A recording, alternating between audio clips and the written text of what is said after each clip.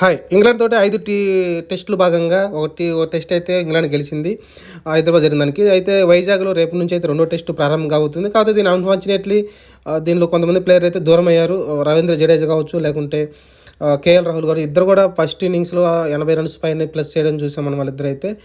మంచి స్కోర్స్ అయితే చెరొక 86 పరుగులు వేయడం చూసాం మనమైతే.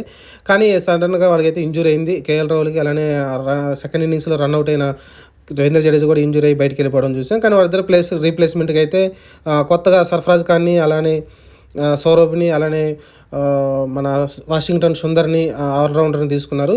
ఇక్కడ చర్చ నడుస్తుంది. రజితార్ పాటిదార్ అలాంటి టీంలో ఉన్నాడు. సర్ఫరాజ్ ఖాన్ తీసుకొచ్చారు టీంలోకి. అతను రీసెంట్‌గా అతని పర్ఫార్మెన్స్ బాగుంది. లీగ్ మ్యాచ్‌ల్లో ఏదైతే ఇండియా వాళ్ళ మ్యాచ్‌లు ఉన్నాయో అక్కడైతే చాలా బాగా ఆడుతున్నాడు. అతను బాగా ఆడుతున్నాడు. రజిత పాటిదార్ కూడా సేమ్ బాగానే ఆడుకుంటూ వచ్చి టీంలో అయితే ప్లేస్మెంట్ వచ్చింది.